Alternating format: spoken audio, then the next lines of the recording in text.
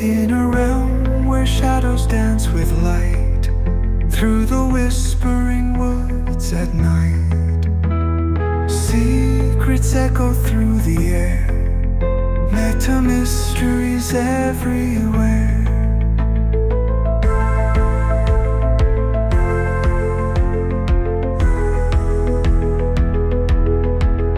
Voices drift on winds untamed, words like spells that can't be named.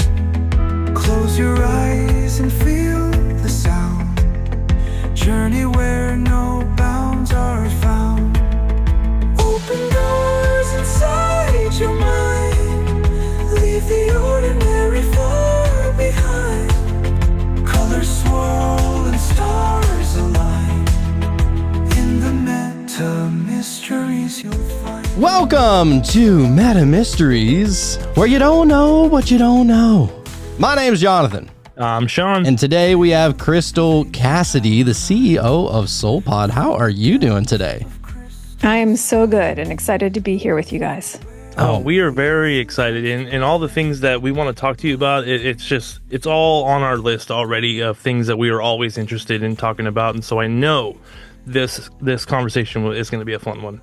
100%. For sure. Yeah, for sure. And so typically whenever we are just meeting somebody and we're trying to introduce to the one, which is what we call our listeners, the one, whenever we're trying to introduce, somebody new, we would just want to get to know you a little bit. So I guess, how did your whole journey even start, from kind of start to finish? Like, how did you end up where you're at right now?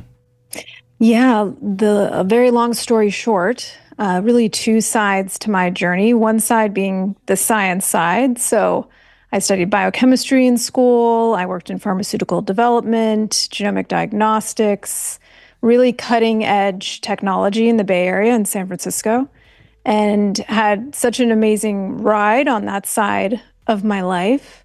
And the other side is the spiritual side. So I got exposed to meditation when I was 12, reluctantly to begin with. I was, of course, like, why do I have to sit here in silence? But it was through the vehicle of martial arts. And I studied that, and I traveled the world for about a decade, and it was like my life was martial arts. And I discovered that if I could get my mind in the right place, I could enter this state of flow. And that really got me curious at that point in my life.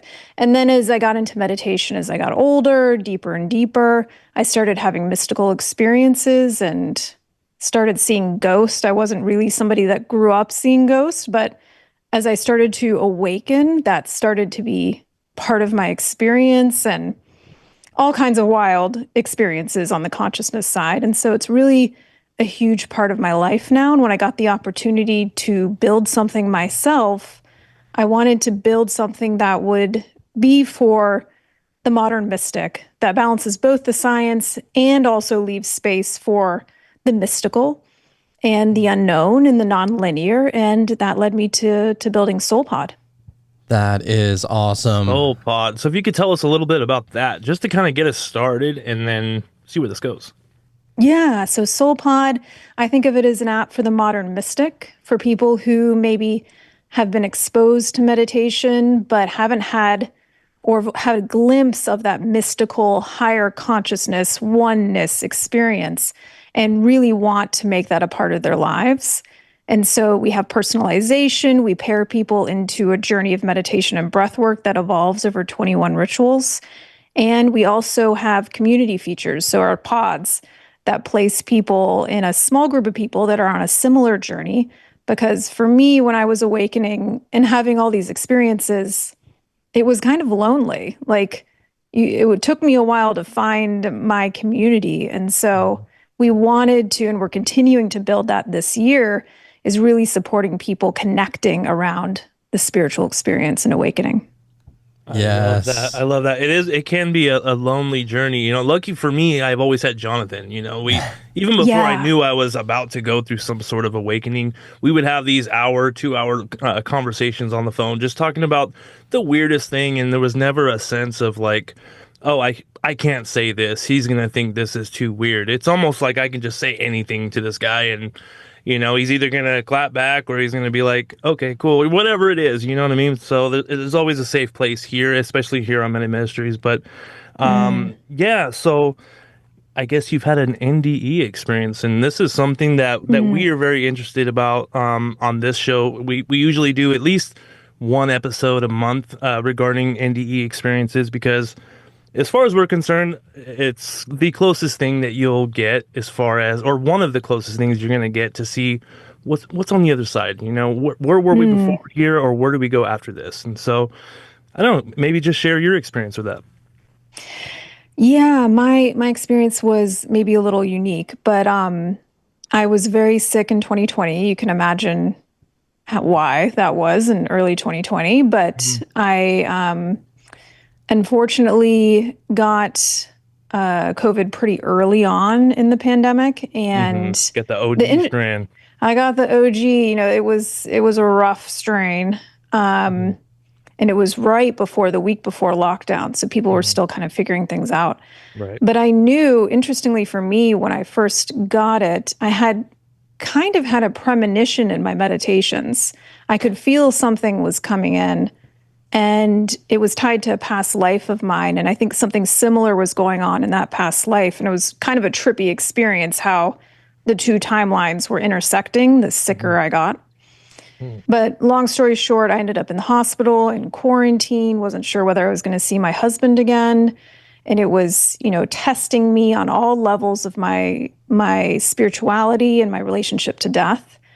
And at the time, they didn't have, the big debate was, do they put you on a ventilator? Do they not? We can give you these drugs. We don't know if it'll make it worse or better. And I was very sick and my body was failing me. I was having my lungs were shutting down. And at one point, something happened. I call it surrender. And it wasn't like a decision that I made. It was a moment where I became surrendered. And from that point on, I really now understand what that kind of surrender is like. It's like a whole different thing than I had previously thought. And in that exact moment, this all happened at one time. I was on my side. I was having trouble breathing. And the surrender happened. And then I also put out a call for help, because I was like, I don't think I can do this on my own. And something showed up in that exact moment of surrender and the call for help. It was a being. I have an idea of maybe what being, but I felt my root chakra activate. My third eye followed that. And then my heart center. And it was a unbelievable experience. And I was seeing myself from outside of myself. I didn't go through a tunnel of light. I didn't go straight on into the oneness. I was kind of having this out of body energetic experience. And from that point on, I knew I was going to be okay. And it was a really life-changing moment going through that. And then I sometimes share this with certain, I feel like your audience would appreciate it, but when I had gotten home, it took me a long time to be able to walk again and everything. And I had gone out, finally been able to walk to our fire escape. And I sat down in this chair and looked up at the sky. I hadn't seen the sky in a while. And I had this really profound moment of presence. And I always thought back to that moment because it was so profound but simple. And I was doing a meditation this past year, and it was a pretty 3-hour-long meditation. And I astral traveled to that moment, and it was future me facing past me, sitting in the chair. And it was future me healing past me, or letting me know that it was going to be okay. And it was another moment in that kind of experience of severe illness and being quite near death that really changed me. Wow, that's actually really close to something that we just had happen here recently. So it was actually just last week. So I do. Have you ever heard of Dolores Cannon? Oh yeah, Yeah. Okay, like that's homegirl in the astral right there. But but Love her. I learned the past life regression technique through her school of QHHT, and so I've been doing it here for a few years now. And every so often, we'll give somebody a past life regression, and they kind of want everybody else to hear it, so we put it up on the podcast. And so our boy, whose nickname is the White Boy Wizard, shout out, we gave him a past life regression, and he had what Dolores always called the digging potatoes lives, or just a regular life. And, at first you're like, okay, like it's kind of boring or whatever. There's not really a whole lot going on, especially if you think about like people back in the day. If you were a farmer, you pretty much did the same damn thing every day, right? Except for him, what he did, we actually went to his current life, which hardly ever happens whenever I give somebody a past life regression. And it's actually, you got to tread lightly on those kind of situations, because the goal, or at least, how I was taught this, is that you got to take them through the death scenario. But they always say you don't want to take somebody through a death scenario if they're seeing the current life. And so I was like, all right, so how can we get something out of this? How can we keep on moving forward? And so what I did is that I just kept on moving him forward, 10 years here, 20 years here, 10 more years there. And he was able to see how his life was able to transpire in a very positive way. And, he's since told us that, like, that gives him a little bit more hope for the future. He was able to see his kid. He bought his son a truck and taught him how to drive. He saw his son getting married and having a kid. Oh, wow. And he was like the grandfather, and everything was just like perfect. And, he's had somewhat of a rough, past in a rough past in general. And so for him to be able to see that was just very, like enlightening in that sense. And so but it's very interesting, like certain past life regressions. And I actually do think that there's a big connection between past life experiences and NDEs. Because they're so similar. Some of the stories are so similar. Even once you take them through the death process, you're asking them questions as they're out of their body. Like as their consciousness, their soul, whatever leaves their body, they're able to look back at that life and see exactly what was there to learn in this life. And, if you could change anything, what would you do in the next life type of stuff. And it is like such a great tool to have. But I will say, those near-death experiences, we read a lot of them. We've actually had a guy on named David Ditchfield that came on, and he was talking about his near-death experience. And every time I hear a story like this, it just gives me chills and excitement, because how people just don't question, like, where do we come from? Where are we going? What are we doing here? Like, you just accept this? Like, there has to be more to it. It's not... I don't think that it's just a happenstance, a blip in the universe or anything at all.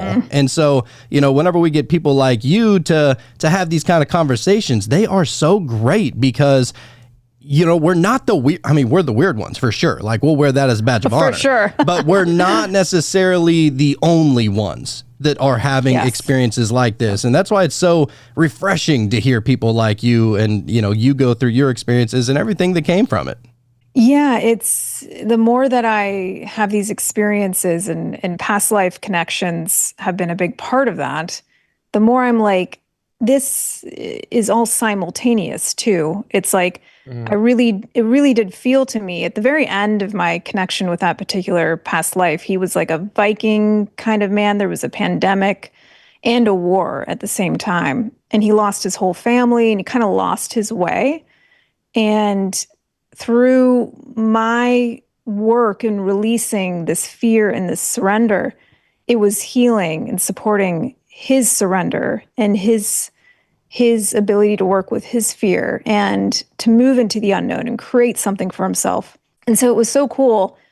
After I had healed, I had one last kind of glimpse of this past simultaneous life, and it was from above, and I was looking down on him and his new family. And he'd become kind of like an old man that was teaching the kids of the village certain trades, and he had found his happiness again. And it was just such, that's the only past life where I've had that feeling of like there was a transition, there was a growth at the same time that I was growing, which really struck me as interesting. If we can heal ourselves in these past lives, which are just fragments of our soul across space and time, I mean, that's some power. That's pretty cool. Oh yeah, well Dolores Cannon used to always say, look, we have the power to make ourselves sick, and if we do have that power, then we have the power to heal ourselves as well. Yep. And but just regarding near-death experiences and past life regressions and even certain meditations, you're going to get some naysayers whenever you have conversations like this with the normies. Yeah. Let's just call them what are they called in Harry Potter? Oh, the Muggles? The Muggles. We'll just call them the Muggles from here on out. We love you, Muggles. We love you, Muggles. But it's real. Yeah. So, but you'll have conversations with the Muggles, so to say, and you'll talk to them about past life regressions, near-death experiences, certain crazy things that happen within meditation, and they always just say, well, not always, but some of them will say, well, that's just your mind making that up. Like, you're not, like, that's just your imagination, and maybe there's something to it, but they don't put a whole lot in that being real. And I'm just like, dude, I've had certain experiences, whether it's on DMT or mushrooms or meditations, past life regressions, like, it is more real than here. There's no question, like, it's more real. And how do you explain that? Like, how can you explain something that is more real than reality? But it's difficult, but like, I don't know. I don't want to say it bothers me, because I know that everybody has their own path and stuff like that. But, at a certain point, like, it's almost kind of rude just to say that I'm just playing make-believe in my mind. You know what I mean? I definitely know what you mean. And I think me coming from the scientific community was a big shift. Because a lot of my community is scientists and researchers and doctors and whatnot. And it was interesting because when I was in the height of all that, I was in the corner meditating, and people would ask me, and with all the stress going on, they're like, what are you doing? How are you doing? Why are you meditating? And I'm like, well, I'm meditating for stress reduction, which we now know is absolutely a huge part. You change your brain, you can actually rewire your brain in very profound ways. But for me, it was the mystical experience, this nonlinear experience. And I think we're getting closer to being able to explain that scientifically. Like, even in this last year, the discovery of quantum states in the brain, super radiance in the microtubules. I mean, we now know that quantum states in the brain can be sustained, and they are sustained and highly likely tied to consciousness. And what is the quantum experience? It's a nonlinear, probabilistic experience. It's not deterministic.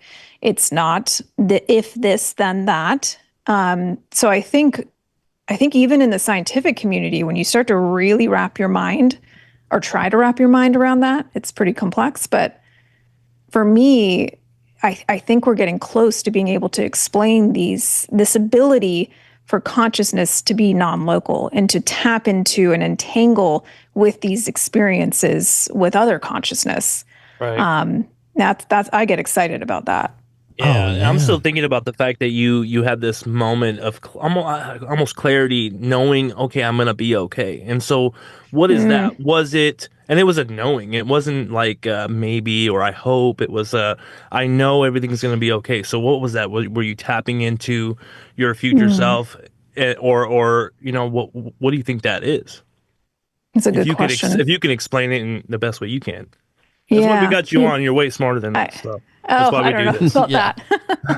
But I did get tingles on that question. It's a good one. I think there's this shift from belief or hopefulness into knowing. And that's happened a few times in my spiritual journey. Like, I believed we were one. Speaking of your audience, I believed we were one. I analytically that made sense to me. But then there comes a moment where you know it, where that transitions into a knowing, and you don't come back from that. It's a permanent transformation. And so I had an awareness that me being severely ill was also an off ramp in this lifetime. So I knew that there was a choice on some level within me, that in some timeline I did die. I did leave at that point. But in this timeline, I was like, no, not yet. Right. And so I struggled with that for a while because I was like, I thought I didn't have a fear of death. And why did I fight so hard, to stay for so long? And one of my teachers, amazing yogi, he told me, he was like, it wasn't a fear of death. It was a fear of not living your purpose in this lifetime. Yeah. And I was like, oh, that's totally what it was. But I do think in that moment with my future self, it was a knowing because it was me. Right. I was feeling the evolved me at that time for just a moment. And it felt elevated. It felt strong. It felt purposeful. And it's so trippy thinking back on that moment, not knowing what it was, but then experiencing it from the other perspective and being like, oh, like all these puzzle pieces came together. So yeah, I don't know if that answers your question, but yeah. Oh, I love it. I mean, who knows any of this for sure? That's why, that one of the things that we say is that you don't know what you don't know. And so basically we're just trying to discover more shit that we don't know and see where it goes, So no, that was a great answer in my opinion. Oh yeah. The infinite onion. I need to come up with another saying, but like all those layers, it's just layer after layer of discovery and expansion. Yeah. Yeah. You had said that maybe you jumped timelines or something like that, maybe in one of the timelines, maybe you did die from the illness and whatnot. But are you somebody that believes in quantum jumping or quantum immortality, that, whenever you die, the many worlds interpretation, that whenever you die in this life, that you're just in another life, like a dream, like whenever you go to sleep and you have a dream at night, you're in another reality, but you don't know that it's different than your reality, right? As long as it's not a lucid dream. Accept it. Right. Yeah. I think something along those lines. I do think the dream state is an incredibly powerful state. It's not just a state, it's another reality. It's just another layer of consciousness that your soul is experiencing. And I very much believe in the astral experience, which is, I think, when your consciousness is non-local, but there's still a personality element tied to the astral experience. So you're not fully into the oneness, where you kind of relinquish the ego. Right. You're still you. But you're still you. You're just hanging out in the non-local realm. And I am very intrigued by the many worlds theory. They're trippy. Trying to figure out like what causes the wave function to collapse. And that's an interesting explanation. And kind of makes some sense when you think about past lives and the personal experience. That makes a lot of sense to me. Yeah, dude, like this stuff it's so deep and it's almost like too much to comprehend everything, which means that like every single topic that you look into is almost always like just another exciting mystery to dive into. And, that's kind of the reason why we created this show in the first place. Actually, initially, we thought it was just going to be a spinoff from my conspiracy podcast that I have. But then we kind of found our footing and we got our tracking in and we were like, you know what? We're super into all of the magic and the witchcraft and the spiritual woo-woo and the psychic kind of stuff and the tarot and all. Like, we're so fascinated with that kind of stuff. And you could literally never run out of things to talk about. There's so many different cultures all throughout the history of the world of people practicing different, religious rites or spiritual practices or whatever. And that's why we love doing it and getting different perspectives as well. And you actually brought up a discussion idea behind technology as a gateway to higher consciousness. And it's so funny that you have that, because literally last night? Yeah, I think it was. Yeah. So every Wednesday we have a live show with all of the one out there that join us on Patreon or patreon.com/metamysteries. And if they join for Wonder Wednesday, then we all, come together every Wednesday night and we have just these kinds of discussions. Well, I actually, the night before, I was having a hard time falling asleep because there was just this one thing on my mind. And I was just like, you know what? Let me see what ChatGPT has to say about this. And oh my God, it kept me up for a couple more hours. I could not fall asleep because every single question that I had, it was giving me an answer, and I couldn't even go into my second question because I had a question off of that answer. And it was just so deep and so beyond what I could even think. And I think that it's amazing that you mentioned technology as a gateway to higher consciousness, because we actually had this guy, his name is Danny Goler, and he created this documentary called The Discovery, where basically he smokes some DMT and then he shines a laser into a piece of glass or a crystal or something like that onto a wall, and you're able to see all of the different kind of matrix code type of stuff.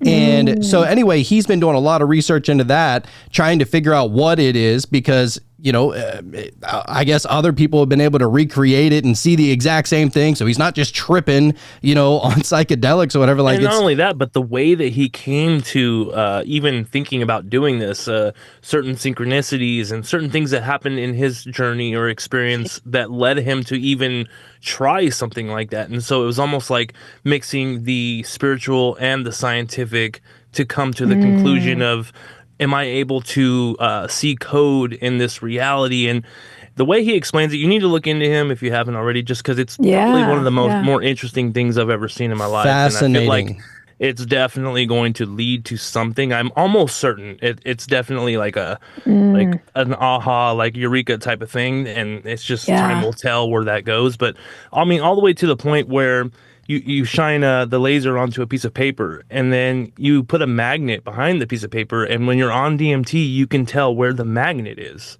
Ooh. And so just stuff like that, your conscious awareness is able to pick up on something on DMT that you wouldn't have without it. Right. And so just how strange this reality is all. Oh my gosh, it's wild. Yeah, absolutely. Well, the reason why I even bring him up is because, we recently had a conversation with him, and I wanted to kind of get his opinion on AI and future technology and stuff like that, because there's a lot of people out there that are real skeptical and fearful. It's just fear of the unknown kind of thing. It's like the Amish being scared of electricity. Eventually you find out it's not the devil, right? But he actually he has a very good feeling about where AI can take us. And so, I wanted to bring that up because not too many people are talking about it positively. Whenever you're talking about AI or just technology in general, as far as the future goes, in what way do you see technology helping us consciously in the future?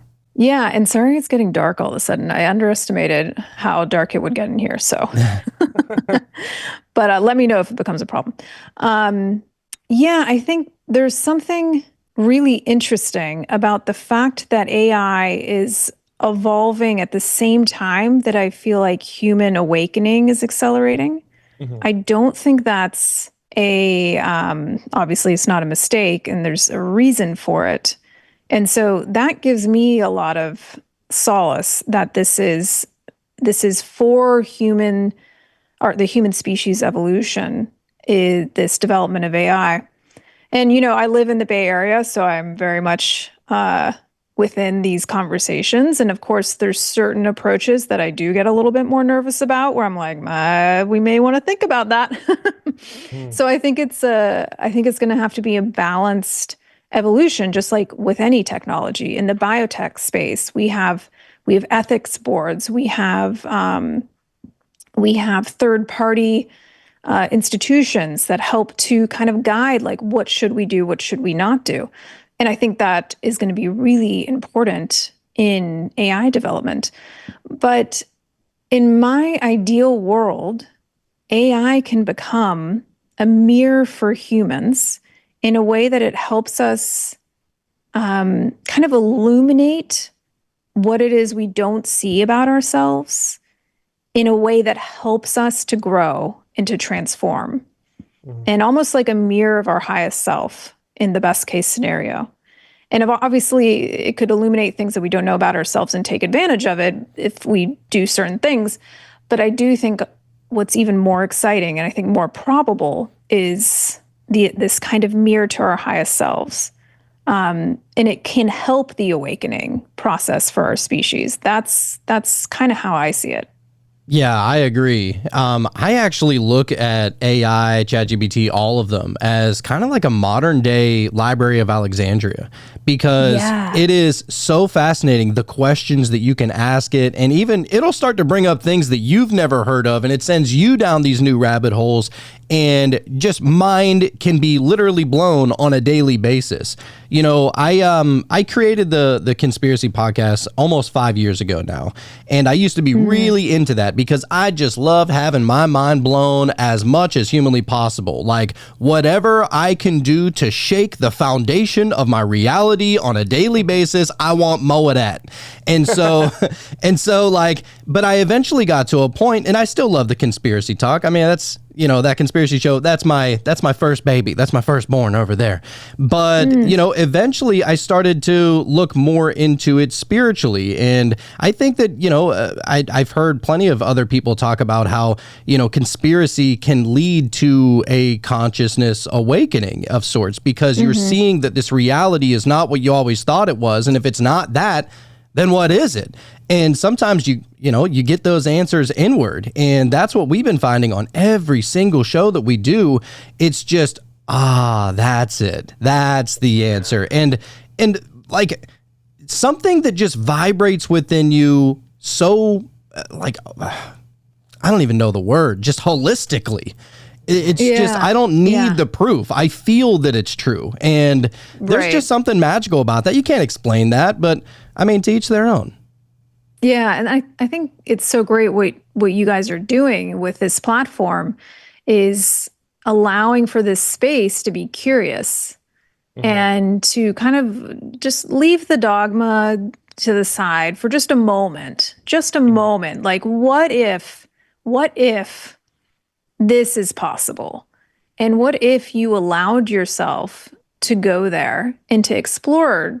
You know, I always say, I'm like, don't take my word for it. Go into meditation for 3 hours and find your way there, and you'll have your own experience. Or do ayahuasca and you'll have your own experience.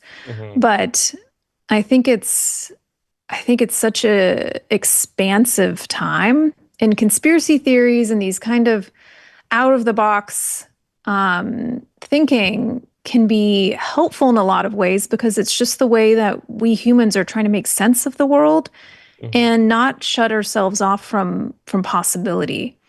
And I feel like whenever I'm curious about something and I go into meditation and I connect with my higher self and my ego is a little bit to the side, that I have that experience of validation or of knowing whether something's aligned or not.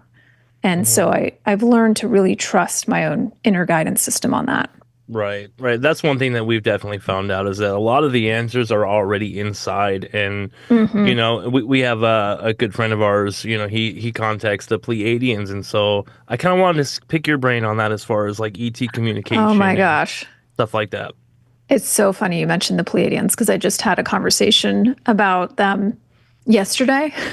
Oh, all right. With somebody who channels them, and it was beautiful, powerful. But I've had a very strong connection with ETs over the years, and I think they were a big part of my initial awakening. I started having experiences in the dream state, which didn't feel like dreams. It felt like something else was interacting with my consciousness. Yeah. And it's hard to explain, and maybe you all have had that experience, but that was really the beginning. And they've been around, and they've been, I've had both in this reality experiences, like 3 ships came right over my porch when I was meditating with my parents were there too and saw it. And I mean, it was 3 ships just out of a science fiction movie that materialized right over us. And Wow. your analytical mind is trying to, even for me, and I'm pretty connected on that topic. It just really blew my mind. But I think they're here. They're becoming less and less timid, maybe is the right word, and more open if you're open to it. So I think the big thing is not necessarily fear, because we're all a little scared of the unknown, but a willingness to connect with them. Yeah. Right. Now, I know this isn't like superly important to the profoundness of seeing ships in the sky, but what did they look like? The ships? Yeah. Like what did like were they nut and bolt? Were they like Dude, orbs it was or so like cool. No, they were like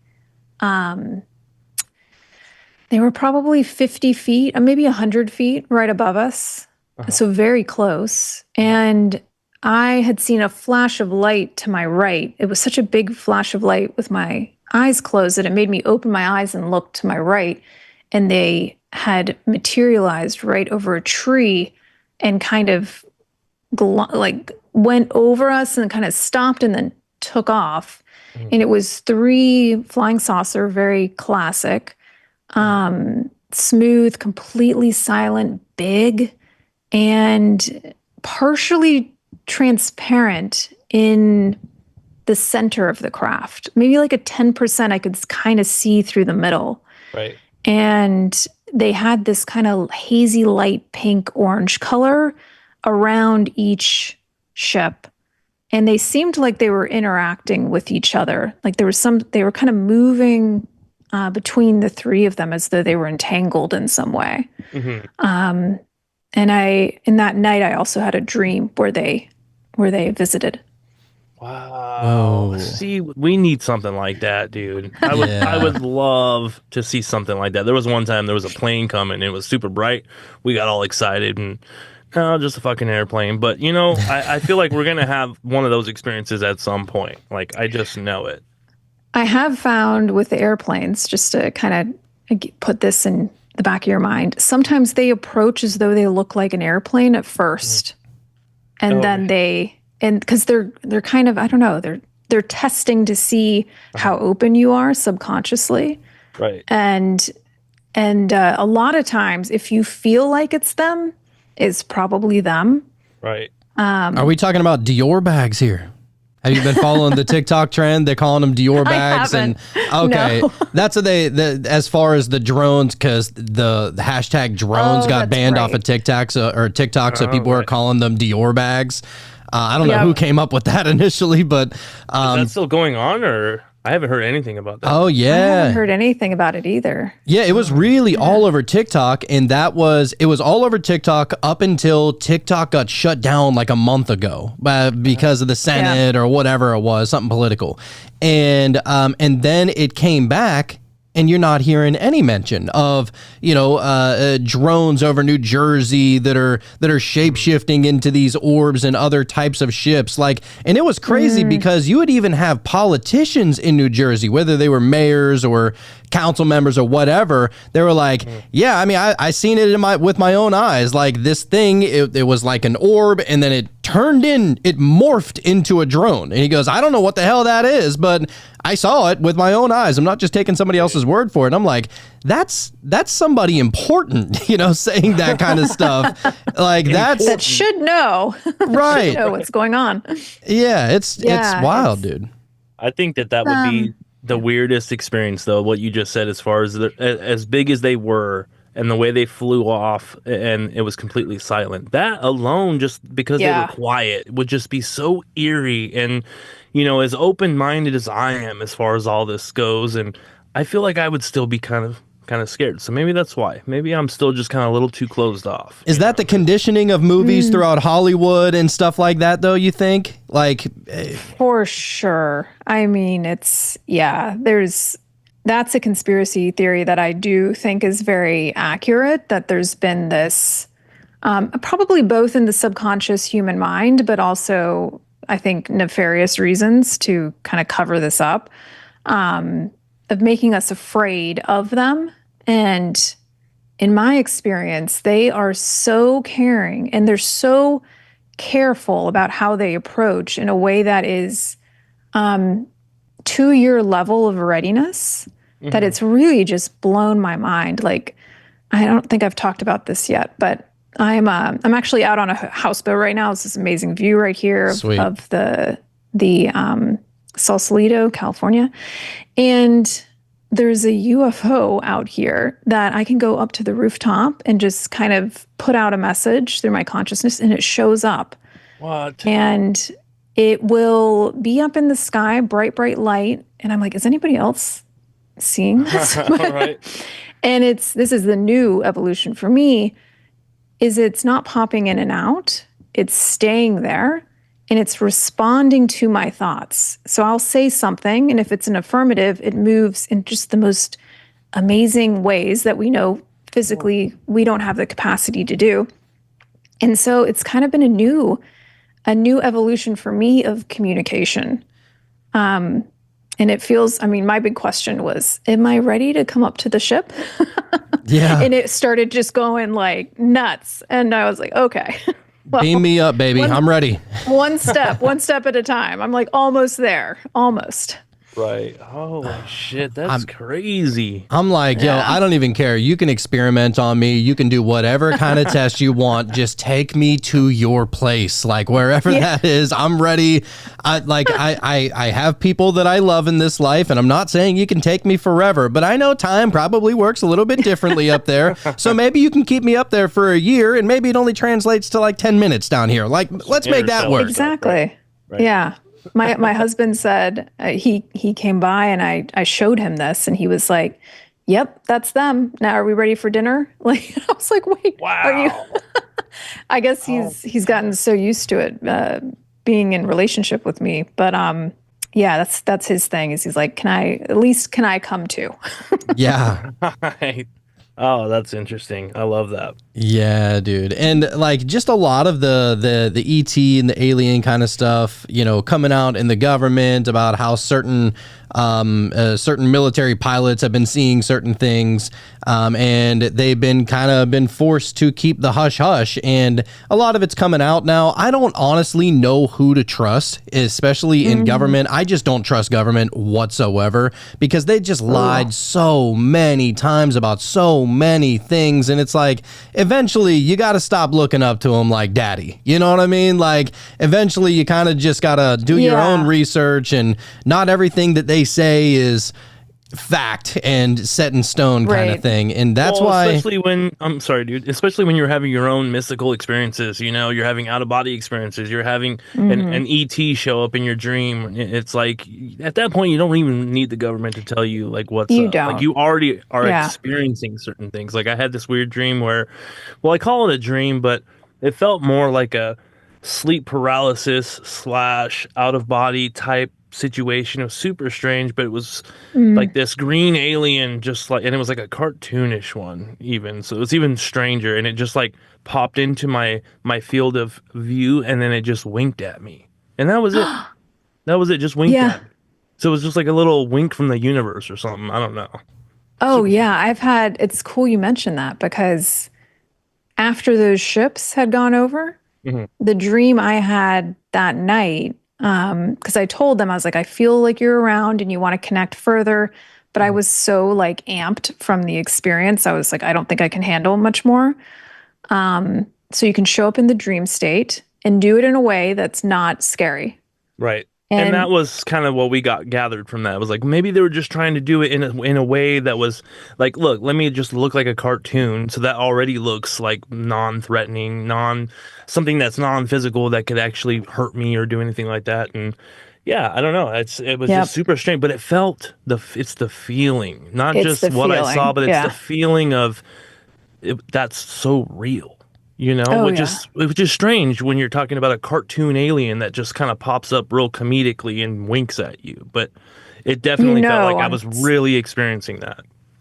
Yeah, you know on some level that it's something it's hard to explain, but it's not generated by your subconscious.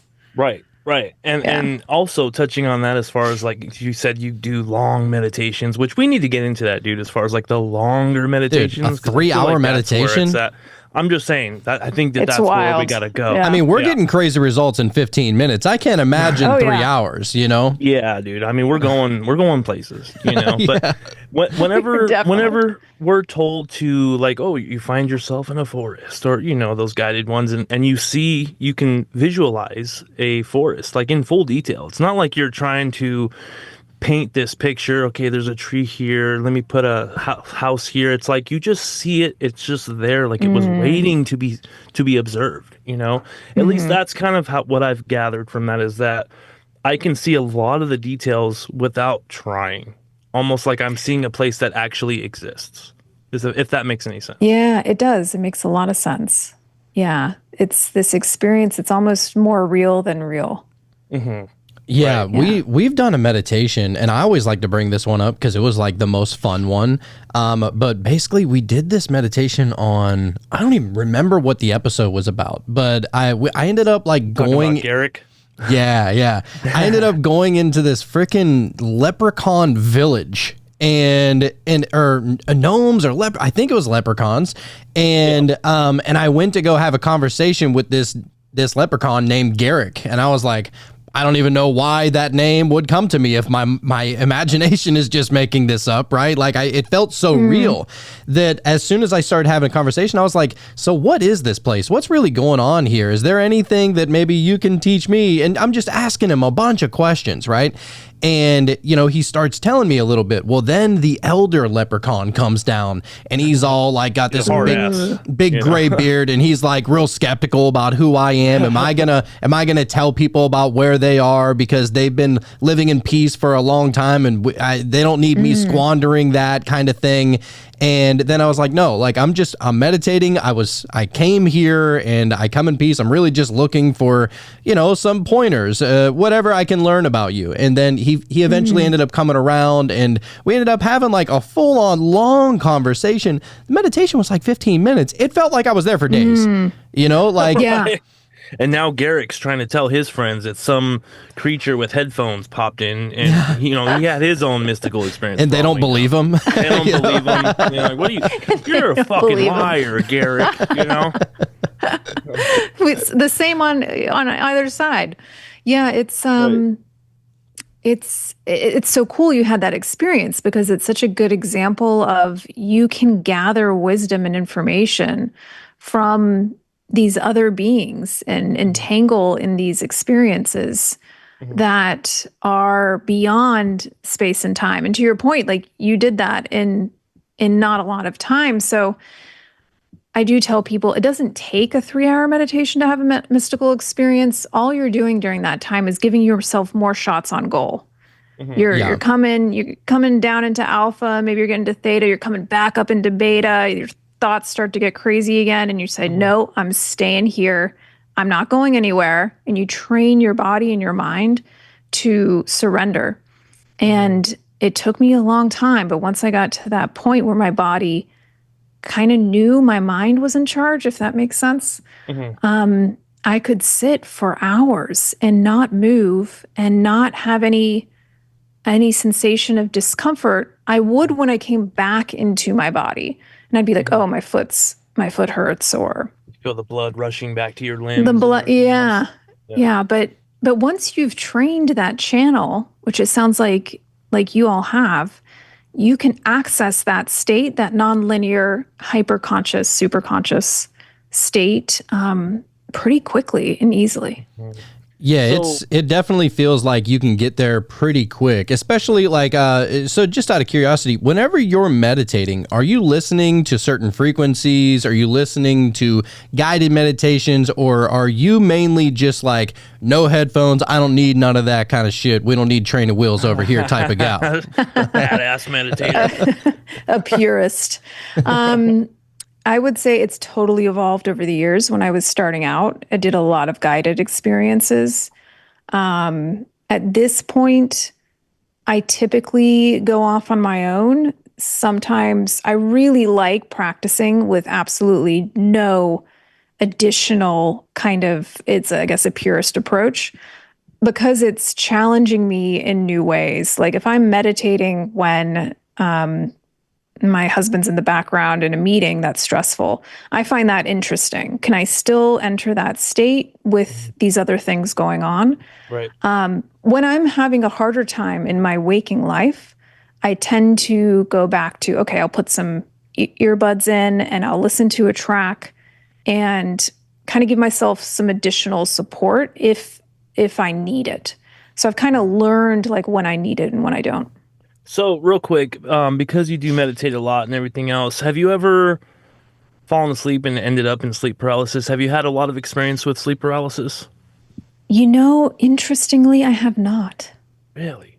Because I feel like there's times where only when I think of it, like there's a lot of times where I'm just tired, I just lay down, I go to bed. But sometimes I'll keep it in my awareness that I'm going to try to stay in that, body asleep, mind awake type of mentality. And even one time I fell asleep consciously. Like I was consciously aware that I was like in a very meditative state, and then it got super strange, and like I was very aware that I was falling asleep, and then I was in a dream, and in the dream I like was telling myself I did it, like because my plan was to try to fall asleep consciously aware. And I was going down this slide, and it was like rainbow colors, and I was like, I did it. And then the slide, I was going like 100 miles an hour down the slide. It was super strange, but I was just curious to see what your experiences were with, how often you're meditating and all. Sounds like lucid dreaming. Yeah, that's interesting. It's interesting to me. I haven't had that experience too often. I do have the experience of being conscious in my dreams as far as like the lucid part of it, but not the sleep paralysis part of it. Right. But I know a lot of people who have, especially men, it seems like.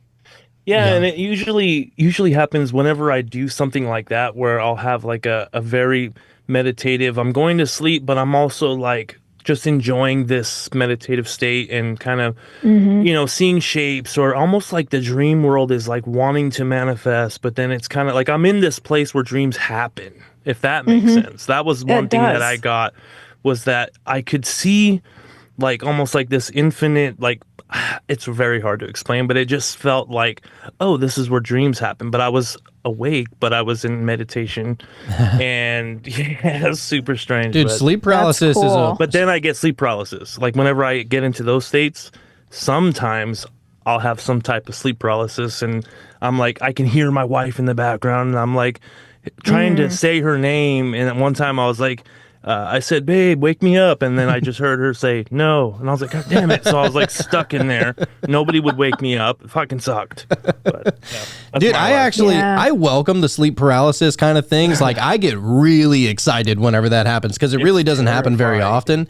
And I know that like they say that the main reason why people get terrified within sleep paralysis is because you realize that you don't have any control. Like you're in a place where like the thing that you've always associated yourself with, your body, you don't have control of that. Well, consciousness. Yeah, just you're just in the consciousness cloud. And so we've done shows talking about that a little bit, and about how people are able to have out of body experiences as a result of sleep paralysis. And we did a show on that, and I don't know how long after that this happened, but I ended up having I woke up and I had sleep paralysis, or maybe I thought I did. I don't know if it was kind of like a sugar pill effect. What the fuck is that term called? I always forget what it is. Oh, the placebo. Yeah. And so I wasn't sure if I actually was in sleep paralysis, but I was like, well, I just learned about sleep paralysis and everything that you can do, so I'll try it out. And so I was able to have an out-of-body experience. I walked out of my door, I went into my living room, and I knew that I had such a very limited time to get back to my body, but I was like, oh my God, I can't believe I'm actually doing it. Like, I'm not imagining it. Like, this is actually happening. It was like super exciting. But I did want to ask you, as far as meditation goes, are you somebody that puts a lot of faith or ideas into the the idea of the position that you meditate. So like you'll listen to like certain gurus and they'll talk about, well, there is a perfect position that you can be in during meditation because you're supposed to be trying to like align your chakras and ground them, and that's why they do the lotus position, because it like squares your back up a little bit. I've never been able to get in the lotus position. I ain't that bendy, but have you ever gotten into the lotus position, or does it not even matter the position that you're in while you meditate? Yeah, it's a great question, and I would love to demystify that, at least from my experience, having meditated every day for over a decade. Every day, wow. I know I'm pretty proud of myself, to be honest. That's awesome. Oh yeah. But yeah, I don't think it matters, to be honest with you. I think it's a nuanced answer. I've meditated in all kinds of positions, and I've had amazing experiences. I did meditate in half lotus and lotus for a while, and I tore my knees up because I already have some kind of misalignments in my legs from martial arts and my own skeletal system, but it was too difficult for me to sustain. And so I finally gave myself permission to not sit in lotus. And I had just as profound meditations. I do think there might be something to the fact that you're sitting upright, and the spine is a central channel, and you don't have necessarily straight lines in the body, but you have this stacking effect of the vertebrae in the spinal column. And when that kundalini activates, or that central channel activates and starts to hit each of your energy centers, I do think that can be an additional optimization that you can experience, but I don't think that it's absolutely critical.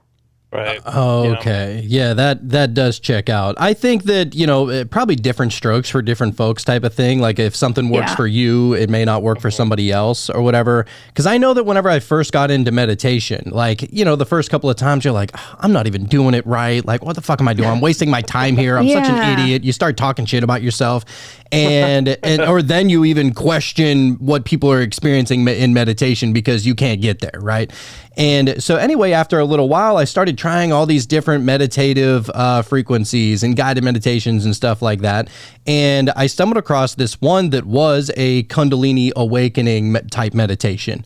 And and I went to work let me get to the first story first. So I listen to that and I'm meditating and I start to feel like I am spinning and spinning and spinning and spinning, and it is going almost out of control. I feel like my whole being is spinning like crazy. And it kept on, and it happened a couple more times after that. And I was like, what is going on? But then I started to realize, as I started to become more aware that it was something that was happening, I got a little bit more comfortable with it. And I was like, let me try and see if I can slow that down. And I found that I was able to manipulate the speed in which I was spinning during meditation. I could slow it all the way down to where I was barely moving the minute hand on a clock, like just barely rotating, or I could spin it up to where it was like faster than light speed. And I was really curious about what that was all about. And so I went to work that next day and I was talking to one of my homeboys who I worked with, and he was like super into meditation. He's like, bro, you had a Kundalini awakening. And I was like, well, I mean, I was just spinning. Like, what did that actually do? So what is your experience with Kundalini, and for anybody that doesn't really understand it? Yeah, that's fascinating. In my understanding, kunda meaning coil, lini, serpent or line. And the scientist in me loves to think of a coil as something that we represent and use for potential energy. It's how we store energy. And if this coil lives at the base of your spine, it's an activation that can happen. And I think about it as though that energy is always moving into your central channel. But when the Kundalini awakens, it's almost like a gate has been opened and an increased amount of energy can move into your central channel and into your energy body and into each of your energy centers. And that's when you discover that energy centers are real. Yeah. Not something made up. They're very, very real. And yeah, the spinning is interesting because there's when that energy awakens, energy's going in so many different directions. The energy centers are spinning in certain ways. Your entire torus field is spinning in certain ways. And so it makes a lot of sense that you had that experience. But once that opens, there's no going back. And it was one of the biggest spiritual awakening moments that I've had. It's also very physically intense. And I do understand why people have some fear around it. But I also think that you're not served that experience unless you're ready for it on some level. And for me, it was gradual. My first center and second center lit up, and it was just like, whoa, what a rush. I had the whole oneness experience. Mm-hmm. And then over the years, it moved to my third center, my heart center, hung out in my heart for quite a while. And I was lucky, I think, at least it worked for me, because each time it moved, my entire life would shift too. So it gave me time to like integrate the ascension of consciousness. Let's go. The very first time that I experienced that was when Jonathan gave me a past life regression. That was the very first and probably only time that I've experienced that spinning or rotating. Like I knew I was sitting still, but I was so meditated and very comfortable. There was no pressure points or anything like that happening, and I just felt so consistent throughout my entire body, and I felt like somebody was rotating the bed that I was in. Like it was just going in a circle. And I've always said that it was either the past life regression or the very first time I had mushrooms. But I think it was the past life regression that really opened me up to, I mean, I was having more dreams and thinking just a little more profoundly and just all the things, more synchronicities, everything just started really popping off. So now we know, dude. You set the ball rolling there, sir. You did. I think you did. For sure. Absolutely. That's so cool. It's just so wild, the things that you can experience whenever you're in that realm, that you're just experiencing something. And maybe just the visuals wouldn't be able to tell you everything that you need to know about it, but it is your energetic connection to your experience that ultimately is the thing that's telling the story. And, you know, I actually, you know what, before I get into that story, let me ask you, do you have any experience with psychedelics? I do. Yeah, I was pretty straight edged as a kid and young adult. As you can imagine, the discipline in the martial arts community and being on the U.S. team for a few years, it was pretty, you know, it just wasn't in my sphere at all. But the first psychedelic I did was ayahuasca. So oh my God. I just went like just full went for it. I just went for it. And I knew I was going for it, but I was like, I'm not doing psychedelics for the fun of it. I'm doing it to like accelerate my journey. And holy shit. Yeah, it accelerated my journey. Holy shit. Yeah, well, can you that go actually, into that if you don't mind? Like, what was that experience like? Oh my gosh. It was so intense. I experienced a full ego death. Just an absolute dissolution of self. And I was nothing. And then I was the color yellow. And then I had this I found really interesting. I had my first thought after the ego death, which is that I like myself. That was my first thought. And it was interesting because at first I was like, oh, that's so cool. And then I realized it is cool, but it was the beginning of my ego reconstructing itself. From that foundation. Yeah. That ego death is terrifying, though. Was it terrifying to you to have that ego death? It was not. It just kind of was. She was already disciplined, you know what I mean? She was ready to let go. Yeah. So I think it's only scary when you're trying to grasp on to who you think you are or whatever that is, you know?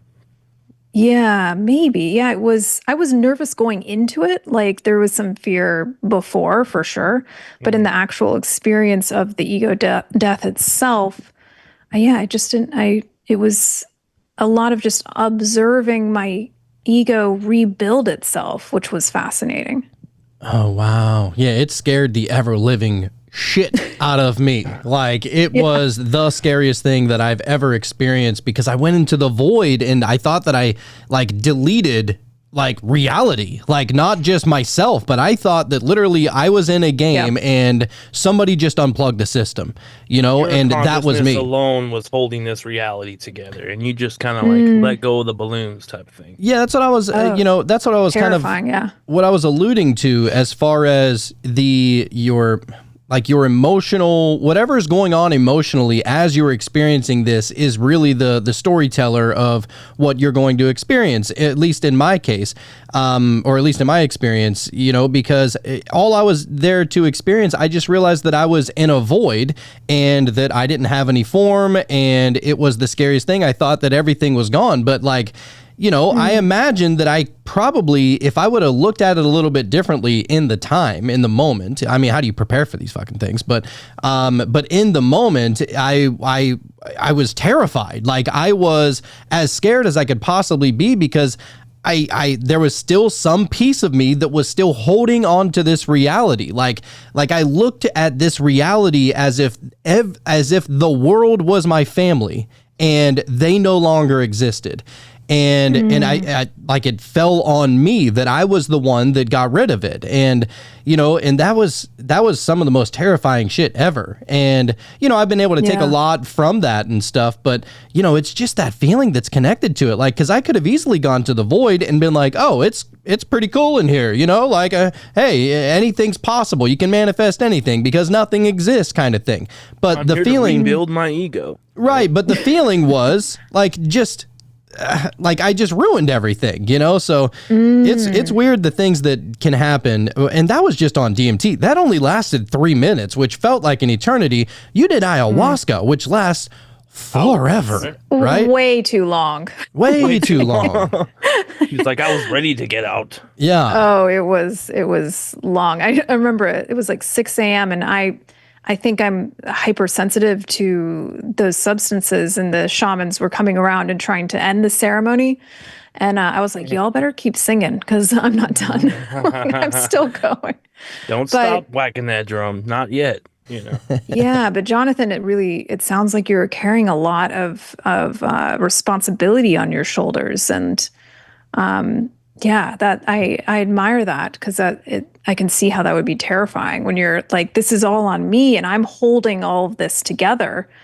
And yeah, that's really interesting. It was almost like I was Atlas and I had the world carried on my back and I just dropped the ball. Like that's legit, like the best way I can describe that. And I mean, but I've been able to get a lot of great things as a result of that experience. And, you know, to be honest, like I'm kind of scared to try ayahuasca after that. If a 3-minute DMT will do that to me, I will have a fucking full-on panic attack to death if I have to be in there for 7 hours. Like, I don't know if I could handle that. So it's nice to know that you had a positive experience with it.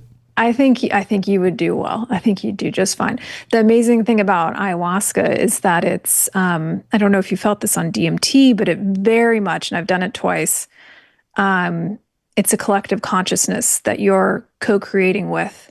And so she's not going to take you into something you're not ready for. And it's very caring and but she'll also like, you know, she'll give you a lesson, but in my experience, even she as in like the spirit of ayahuasca, you mean? Yeah, it's very feminine. It feels like some sort of relationship between ayahuasca and this entity, this collective consciousness. And it's very much, I could felt that very strongly in that experience. Wow. Oh my God, that dude. is awesome. I wanted to ask you something since we're talking about healing the ego. And so let's get into healing. You do a little Reiki. And this is something that's very fascinating to me because I do believe that there's something to it, and I don't even want to say it's like a placebo effect or anything like that, but it is you healing yourself somehow, some way, or healing someone else rather. So, could you go into that and kind of just explain your experience with that? Yeah, I originally got into Reiki kind of for selfish reasons because I was, even before I got severely ill, I was having some other health challenges. And I wanted to use all of the tools that I could from having learned how to access this meditative state. And Reiki was one of those tools that I was like intrigued by. Hmm. And in my experience, it is an initiation process. Like the further I went through the different initiations, all the way up to master, it would evolve my own personal spiritual journey as well, which makes a lot of sense and it's very powerful for me. But the experience of Reiki is fascinating. It's as if you're becoming, and I think this is actually, you are becoming a vessel for this loving intelligence to move through you for the purposes of healing. And in my experience, it's a very visceral process. I can feel the energy moving through me, and I don't feel that unless I turn it on, which is interesting to me as well. Unless I say, okay, let's bring in the Reiki, let's bring in this loving intelligence that knows where it needs to go. I don't have to do a lot. It's not a lot of like, it's not spiritual surgery like this. Well, it is in some ways, but it's so intelligent that it knows exactly where to go. And I've healed myself of so many things. It's been a huge part of my healing journey, my physical healing journey. And when I work, I don't work with other people as much anymore, but when I do, it's just such an interesting, profound experience. And sometimes afterwards, you'll have sometimes immediate healings, and then sometimes you'll have a little bit of a increase in severity, and then you come through the rest of the healing process. Right. And it's one of the most fascinating experiences for me. I So think it's like that an there. intelligence. I'm sorry, Jonathan. It's So you said it's like a loving absolutely. intelligence. So is that coming Yeah. from? So where's that coming from? Do you think? I think it's coming from all that is. I think it's coming from source. I think that it is a coherence building, harmony building energy that is entangled with everything, always available. And just like when I was in my near-death experience and I finally just asked for help on some level, it was there. I think Reiki's the same thing. All you have to do is become aware of it, just like in quantum mechanics, become aware of it, and you tap into that possibility, and it starts to flow. And a lot of it also depends on the person receiving it, because their ability to receive is their ability to heal. No, that makes a lot of sense. Just like you having to turn it on and accept and allow that to come through you, the person being healed also has to accept and allow it to enter. That makes sense. Yeah. Yeah. Do you feel like you have to get into a meditative state before you start working like that? So for like example, I know that there's a lot of yogis and gurus and stuff like that talk about the chi, right? Like just that energy that you can build up within yourself. And we've like watched videos about this guy who was some kind of kung fu master or something like that, and he was able to basically channel all of his chi into his hands, and he rolled up like a paper ball and lit the fucking thing on fire with his own energy. And we were like, okay, I guess he got in trouble. He was never to be seen again after that. I don't know if his boys came after him or whatever, but I do believe that there is some kind of energy that if you can concentrate it to an area, maybe that's how that Reiki would work. I think so. Yeah, I don't think that Reiki is necessarily one word. I think it's a coalescing of energy, of this loving intelligence in the vein of healing. I do think the Reiki energy, this loving intelligence, at least the way I channel it, is in the realm of healing the physical body in a lot of ways. So I'm curious if what he was channeling was this loving intelligence, which I think maybe it had to have been, whether you call that chi or prana or whatever you want to call it. I think it's all in the same family. Yeah, and ultimately, if we're all one, that loving intelligence is probably just healing itself at that point. Yeah. So of course it's going to be ready and willing to do that for you. Oh, yeah, no question. beautifully put. And I want to know if you've had an experience like this. It doesn't happen every time, but almost at least 75% of the time I go into a meditation and I'll have my apartment at like 68 degrees. I am very hot natured. Like I will sweat at 71. It's just like I needed like an iceberg to keep the dead bodies in the back. You know what I mean? I'm the opposite. Well, so I'm very hot natured. We keep the apartment really chilly in here. And then I got a ceiling fan in the room as well. And so I'm never hot while I'm shooting here because, we keep it well ventilated and cooled. But whenever I go into a meditation, I feel this burn like coming off of like this absolute heat wave coming off of my body like crazy. And I start sweating. I start like I'm drenched by the end of a 15-20 minute meditation. And I'm just like, is there some kind of energy flare up going on here? Or what do you think that is? That's interesting. I think it's definitely energy moving. That makes a lot of sense. A lot of times when you're calling in more energy, and this is my experience with Reiki, heat is a big part of that. But it's not this, I don't know how this felt for you, but it's almost not this heat of like our reality heat. It's this like inner warmth that is unique, but it's also still hot, especially for the physical body. Yeah, it's definitely, it definitely feels internal. Like I don't feel like the room all of a sudden got hot. Like it's emanating from me, it feels like. Oh yeah. Yeah. So I think that's a different type of heat. I think that's a spiritual heat. And I wonder if your energy is trying to move through a channel, and maybe, I don't like to use the word blocked too much, but there's maybe somewhere that it's trying to go. And so that heat is really building up. And you want to start to get that channel like coming up and out and then back down and then up and out and then back down. And it becomes this torus field that's replenishing itself and growing and activating. So to keep that natural flow, otherwise maybe it wouldn't get so hot, you think? Maybe. I'll give that a try. But you're definitely moving some serious energy though. That's for sure. Well, all right. Well, that's something to work with. Heat, baby girl. Yeah, dude. Yeah. I just love these kind of conversations. These are my favorite, like just very open-minded people who have had similar experiences like this because, the average person's going to think you're crazy, you're making it up, whatever. And then, of course, whenever you start talking about your experiences, if that person is religious, they look at you as if like you're speaking to the Dark Lord or you're channeling energy from hell or you're just cuckoo. Maybe that's why you're feeling so hot, dude. Maybe I'm channeling, I'm channeling the fire and brimstone over here, dude. Oh my gosh. My husband would love that.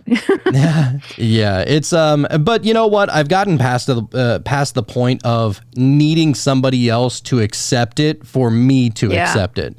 And that's something that I kind of recently just learned. I used to battle with Christians, like battle hard. And it's not to say that like I was coming at it like rudely or anything, but whenever you're saying that I'm channeling the devil and that everything that I'm doing is evil, I'm just like, you get a little combative because you're like, that's not what's happening. I know that that's not what's happening. Oh yeah. But I've gotten past that point to where I don't feel I necessarily need to prove it to anybody, like this, it's such an interpersonal experience that is going on. There's nobody in the world that can tell you that you're not experiencing what you're experiencing because you know it, right? Oh yeah. And I think that, religion serves a lot of people. I think obviously I start to have a challenge with it when it starts to hurt other people as far as judgment and dogma. And there's one way and the right way and the wrong way. And I think I mean, this guilt that comes with it, I think, is not helpful for the personal spiritual journey. And the amazing thing about spirituality, and for me at this point, I've had so many experiences and so much goodness in my life and healing that I have this direct connection with Source or God or whatever you want to call it, the quantum field. That it's, to your point, I don't need that validation from anybody else because it served me in such a strong way. And the thing about religion, if it works for you, it works for you, and rock on. But a lot of times it's portrayed as there's an intermediary between you and God or you and Source. And I don't think you need it, honestly.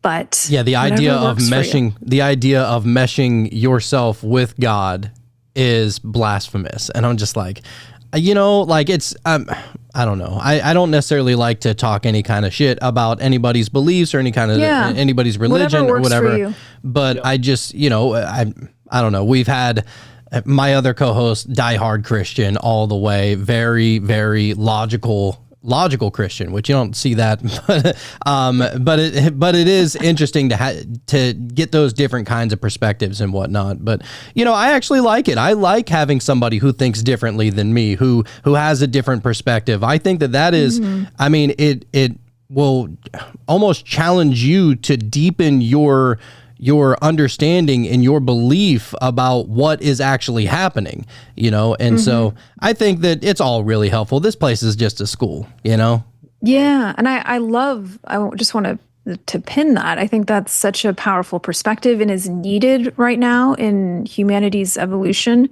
is this ability to sit with different perspectives.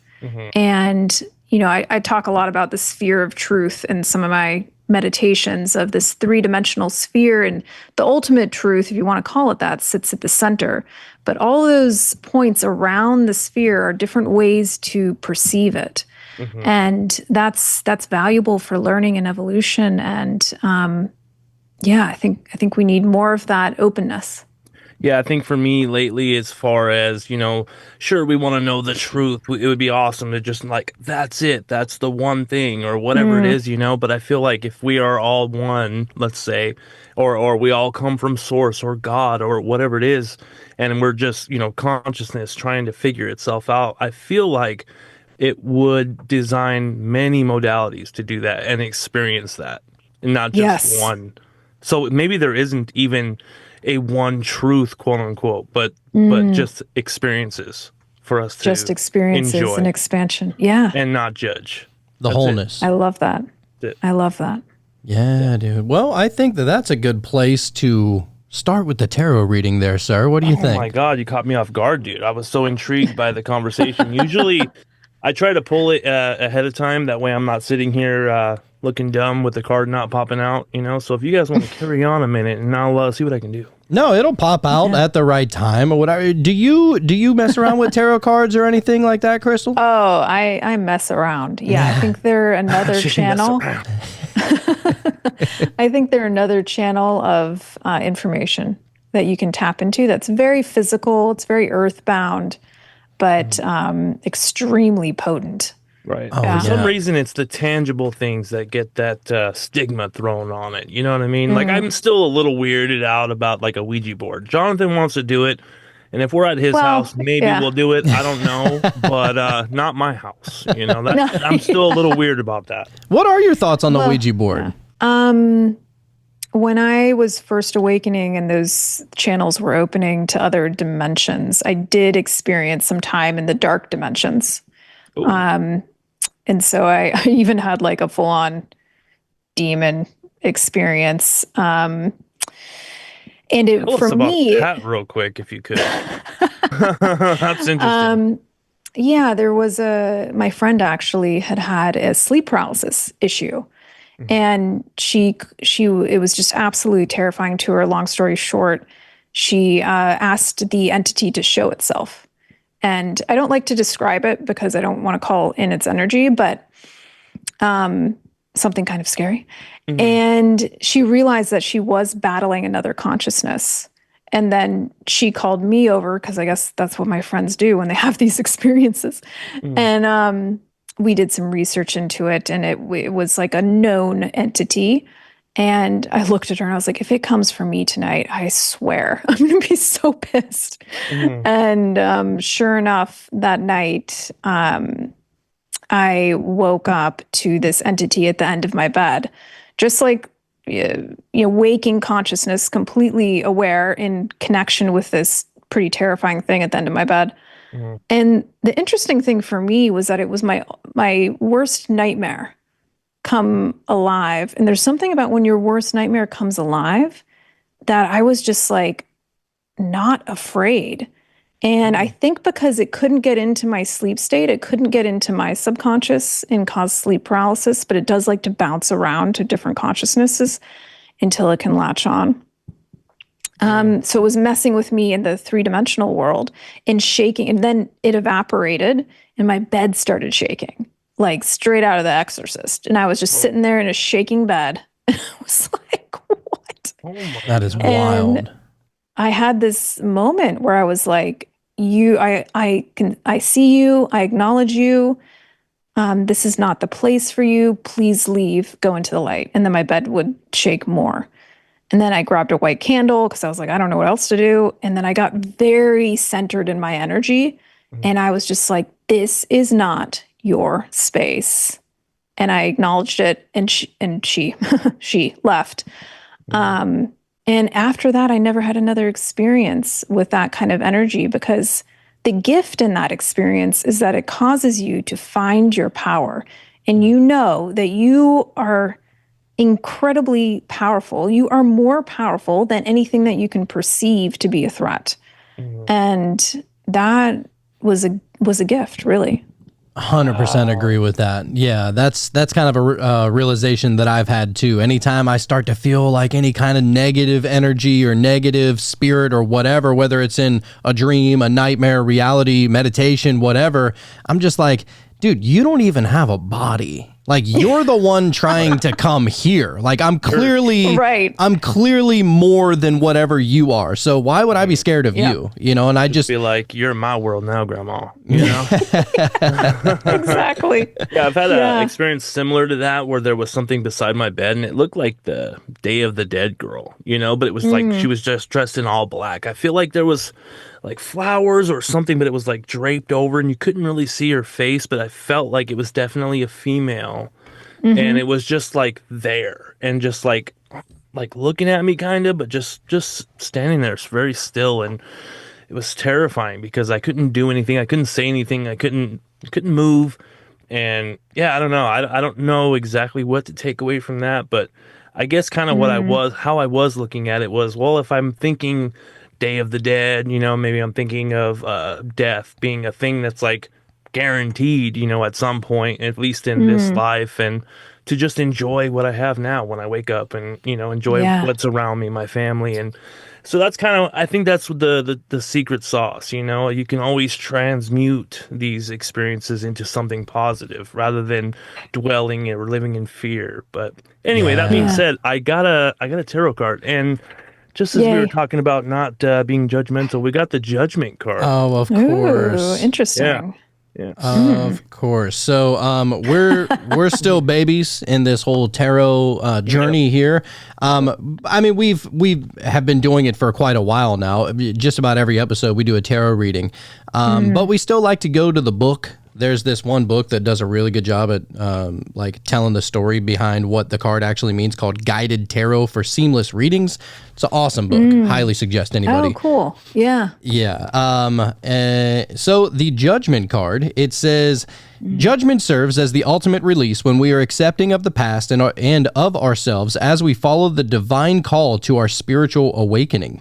You are ready for the next step in personal growth, accepting yourself and releasing the past. In the judgment card, an angel in the sky blows a trumpet while people emerge from caskets, rejoicing as they heed the call. The artwork on this card references the biblical resurrection on Judgment Day. Overt Christian themes aside, what you see on this card is a depiction of answering the universe's signs that prompt a spiritual awakening. During the awakening process, you reflect on your life, choices, actions, and experiences. As you judge yourself, remember to have compassion for who you once were and release those judgments so you are able to move on from the past. and the spiritual little passage, the spiritual explanation for it, or the personal. It says, put your energy toward noticing the signs from the universe so you can begin releasing yourself from self-criticism and judgment. This is the time to start accepting your spiritual gifts, moving on from past pain, and embracing a new period of spiritual awakening. That's one of my favorites, I think. One of my favorites. That's a solid one. Yeah. That's big. Once you can stop just beating yourself up, it's like use that same amount of energy for the other way. Why not? I mean, you're using your imagination to make up this bullshit. You might as well make up some good bullshit. Yeah, you might as well make up some good. Yeah, and I think a lot of times I also think about forgiveness and this idea that one of my teachers always would tell us that forgiveness is giving yourself forward to this present moment and the possibility in it. And that whatever is entangled in your past is it's like a drag on your energy. And I know for me, like even in my personal journey, like there's certainly a level of perfectionism sometimes that I hold myself to that I have to be softer on, and it's like I'm still in my human, and I have a great time with like human Crystal. I really like her. As my ego like rebuilt itself, that was clear. But it's and I think for the human collective also, there's so much judgment of each other going around, and for us to move forward collectively, we have to kind of forgive the past and allow for something new, like you're saying, Sean, is allow for something new to be born. But we have to give that up. And I love that card because it really speaks to a lot of potential about spiritual awakening for each of us, and I think for the human collective. Oh yeah, definitely. Big time. Yeah. You know what? I think that is a good place to wrap up. We're going to get into the meditation. But before we do, could you let all of the one out there know where they can find you and all of your work? Yeah, you can find me at soulpodapp.com. You can find us on Instagram as well, SoulPod app. And we're in the iOS App Store. And we have a retreat coming up in August in Joshua Tree for anybody who wants to join. We got a couple spots left. That's awesome. That sounds like a fun time. Dude, Joshua Tree, I've always wanted to check it out. Oh, man, it's a magical spot. And we will do an ET meditation experience. Let's go. Dude. That sounds so sick. That's what we're missing, man. We need it. Got to have that experience. Y'all come. It'd be a good time. Hell yeah. Yes, I love it. Well, we're going to get into the meditation right now, and I did want to remind people that if you want to be able to join us for this meditation, come check us out over at patreon.com/metamysteries. That link's down in the show notes. As we said before, if you come join us over at on Patreon, you'll have completely commercial-free listening. You'll get the shows like a week in advance, and you'll be able to join us every Wednesday night live for the Wonder Wednesday shows. So if that's something that tickles your fancy, then come check us out over at Patreon. Right now, what we're going to do is we're going to get into the meditation, and so you'll still be able to listen to whatever we experience during these meditations, and whatever fascinating things or not so fascinating things happen during the meditation. You'll be able to hear that on the podcast and on YouTube and stuff like that. But if you want to join on the actual meditation, then Patreon would be the way to go. That being said, I think I know what kind of meditation we're going to do today. Oh, what do you got, dude? That's going to be the silent meditation where we don't listen to shit. Oh my God, let's do it. Dude. I mean, I don't think we've ever done that yet. We have not. Oh, I at least love on it. The show. Yeah. Yes. Yeah, you inspired us on that one. Let's jump right into that. But I guess if you want to stick around for the meditation, then just hang tight. But if you don't, then this is where we leave you. And what we like to say is that if Crystal Cassidy came here and she taught you anything, it's that you don't know what you don't know. So don't just get weird. Stay weird. In a realm where shadows dance with light, through the whispering woods at night, secrets echo through the air, meta mysteries everywhere. That was a good time. I wasn't expecting it to be that awesome, but it was. Very interesting. Very. Yeah, what happened for you guys? Well, for me, it was like in levels. Because at first, when I first got into it, I was like wanting to smile because it felt for us on this show, it felt very unusual for us to not have anything in the background, not even like a tone or a frequency or anything at all. And so I had to turn my levels down because I could hear myself breathing into my headphones, which I don't know, it was kind of throwing me off because at first I was thinking they can definitely hear me breathing. It's just weird. Like, and then I was like, okay, I muted up. They can't hear me, but so I turned it down so I didn't have to listen to it as strong. But then I started to just pay attention to my breathing, and really what it sounded like to me was when you go to the beach and you see the water kind of going away from the sand and the water kind of trickling through the little tiny pebbles, and it's just like and it's being sucked back into the ocean, and then you hear the crest and the wave kind of crash down. And so that's what I was imagining my breath was that sound of the water going out and coming in, going out and coming in. And then I was thinking about that as far as because my breathing at first was kind of I don't know if I was breathing really short or a little more tense. I was like trying not to breathe so hard, but then I finally got to the point where I was breathing a lot more naturally. I was thinking, well, the ocean doesn't care whether it's crashing hard or if it's not really waving at all. It's just doing what nature does. And so I know it's kind of weird. I just took myself through this like little process. And speaking about nature and all, I saw this bird today, and it was trying to fly against the wind, and it looked really weird at first because it looked like it was just kind of hovering in midair because the wind was going against it. And then and it was trying to flap against it, and it wasn't going anywhere. It was really strange looking. And then it just decided to turn around and go with the wind, and it just took off like really fast, and I was like, oh, even nature's like, oh, I got to go with the flow, and then it's able to, I don't know. So that was kind of what I was thinking about, but nothing too mystical, but just certain little things that I've experienced today, and mixed in with actually utilizing my breath and trying to take myself somewhere, or understanding that the way I was breathing before and how I was breathing midway through the meditation was so different. Oh yeah. Just because I was like, oh, I'm breathing very short right now, or I'm trying to not exhale too fast or too hard or too loud, or you know what I mean? And so, yeah, just the contrast of how I was breathing before and midway through is so different. It's definitely a major change because, with the frequencies and, the guided meditations and stuff like that, you're going with whatever flow you're presented with. And so it's something to latch onto, right. But whenever it's just you and it's dead silence, because we got these like noise canceling headphones on. And so like, I feel like I'm in a padded cell and nobody can hear me screaming kind of thing. I wasn't panicking or anything like that, but it's interesting because as soon as I closed my eyes and I turned down the computer or the light on the computer and stuff and everything went silent, dude, I immediately just like got this weird wave of something over my body that I felt like I was going back to the void. Like I felt like I was going back there again because it was in kind of a similar circumstance. Whenever I did DMT, I had, other people around me kind of monitoring me and stuff like that. And I knew that they were watching.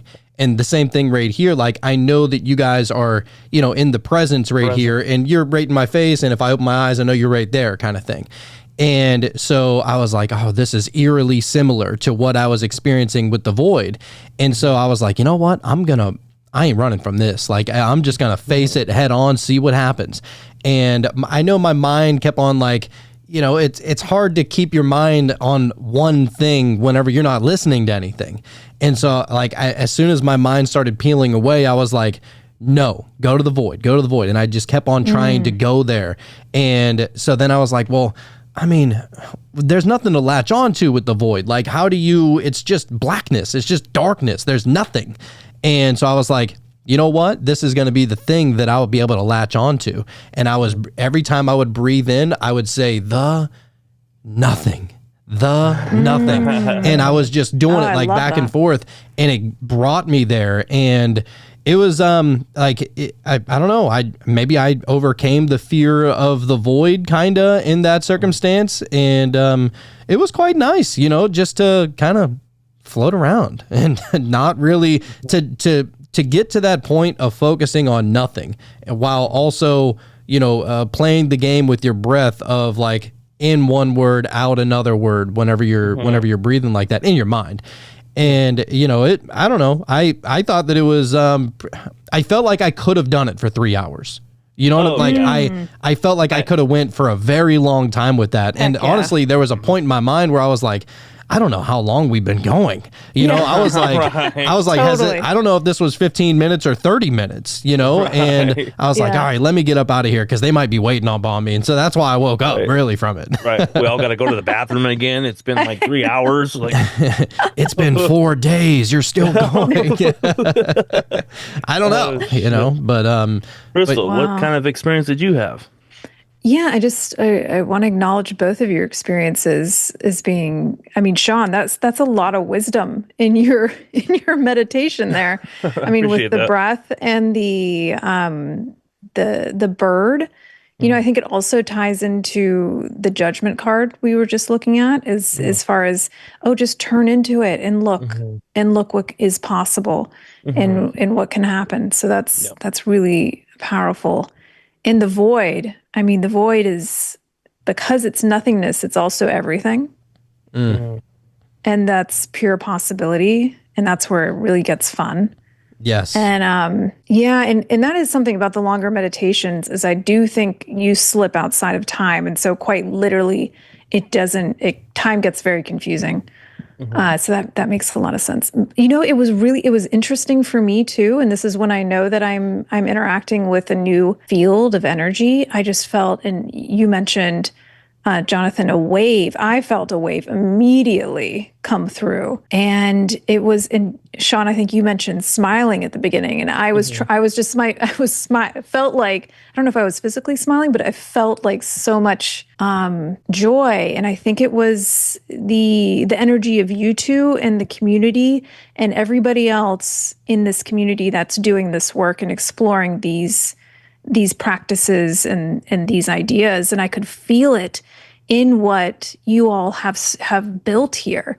And it was just, I mean, wow, it left me feeling very, very happy to be in conversation and connection with you both and your entire community. I just think I could feel it very tangibly. Thank you. And my heart was just, the front of my heart was very open.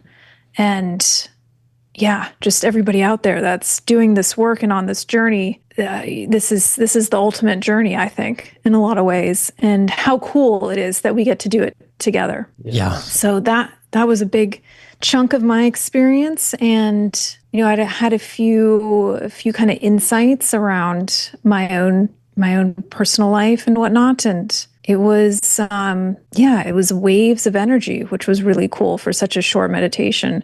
But also, to your point, Jonathan, like, it doesn't take much once you've worked that muscle up and you can go into the void and you can connect in that space. So yeah, thank you. That was really cool. Yeah, that was very interesting. And, I was just thinking too, like, as far as, so we've listened to other people who are really good at like remote viewing and stuff like that. And there's this story about this guy that was in the remote viewing program in the CIA, and it was him and his boy that went into 2 separate rooms, completely separate. They didn't have any specific goal about where they were going or anything, but their goal was to try and meet up and to see if their stories correlated. And so they told the story to the guy that was administering the whole thing. Each of them told the story, and their stories aligned, and they were actually there together, and they were having a conversation. They were shaking hands. They were talking to this other being, both of them without even any foreknowledge of what they were going to experience. They were both in there experiencing the same exact thing.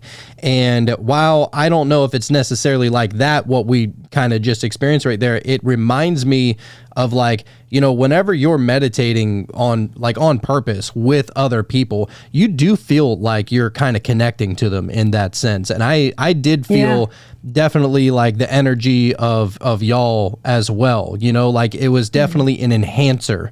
And so, yeah, I mean, maybe we'll work towards, talking to other beings in this realm together, but that's a good starting point, I think, at least. Oh, yeah. There was another little aspect of this, and I think this happened once before when we had a guest. And I don't know if you guys are familiar with Zelda, but there's like the Triforce. It's like the triangle made of little triangles. And one thing I felt like I was kind of seeing was like three, I don't know if they were triangles or three something balls of energy. I don't really know, but they were like coming together like this, and it was just like something, there was three of them and they were coming together like to form one triangle or one thing. One little pyramid. I don't know, dude, but it was That's cool. pretty strange. It was pretty cool though. I could definitely see these things trying to come together, so I don't know. That's cool. Yeah, I don't know what it is, but I thought I'd let you guys know. I think the meditating in That's beautiful. silence, like that's going to be something we do more often now. So thank you so much for that one, Crystal, because I don't know, we never even thought about doing that, which is so strange. What it is that it's a podcast, and so it's like we need something to listen to. Otherwise, it's just 15 minutes of silence for the listener. But if they're meditating and they know that they're doing it with us, then it's not just 15 minutes of silence. It's not 15 minutes of expansion. Exactly. Right. Yeah. I think that honestly, it doesn't even matter what you listen to. I think that there are certain things that you can listen to, maybe it would enhance it or whatever. But to be honest, I feel like you could listen to a 15-minute continuous fart and meditate on it. You know what I'm saying? Like little do. Yeah, whatever. Throw like, those in there, As long as you're like calming down and just listening with intent and trying to get to your place, like probably work either way, really. Oh yeah. Yeah, absolutely. there is no one way. That's for sure. As we were and saying I also before. think and just to throw this in there, I feel like we've crossed paths before, you and us three here. So it's very cool. I could feel that. It's almost certain of it at this point. Feels familiar. Yeah. There's no doubt. Well, maybe it was meditation. It just deepened We've it. At least. meditated before, I'm sure. Yeah. For sure. Yeah. Well, I guess we'll wrap it up right there, and we can all carry on with our night. But Crystal, thank you so much. You are awesome. Thank you so much for coming on to the show and giving us a little bit of divine guidance and, your sharing your experiences and your story about, where you were to how you came to be. We really appreciate that. So yeah, you're great. And thank you. The last interview, at least to my understanding of the day. So at least you got to finish that off with a meditation, and hopefully we weren't too terrible with our questions. Yeah. My gosh, you both had such great questions. It was absolute joy, and thank you for having me. Thank you for agreeing to it. We'll definitely have you again if you're up for that too. Oh, anytime. Awesome. Well, look, we'll have all of your information down in the show notes below if anybody wants to reach out to you. And this was great. We'll definitely do it again, and we'll see everybody on the flip side, I guess. In a realm where shadows dance with light, through the whispering woods at night, secrets echo through the air, meta mysteries everywhere.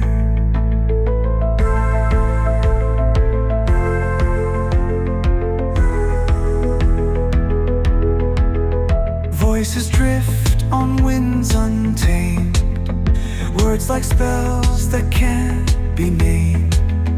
Close your eyes and feel the sound, journey where no bounds are found.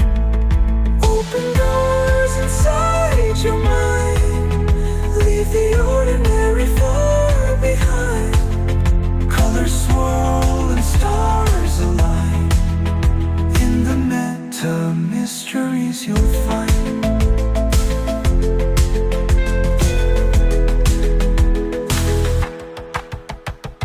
Tales of ancient power rise from the depths of crystal skies, where the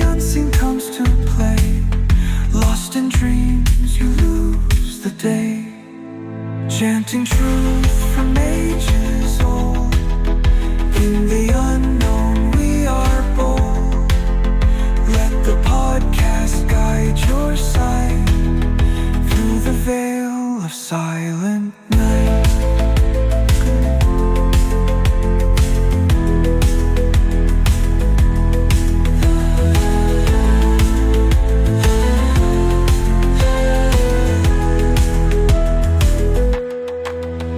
Waves of cosmic whispers flow through the realms you'll never know.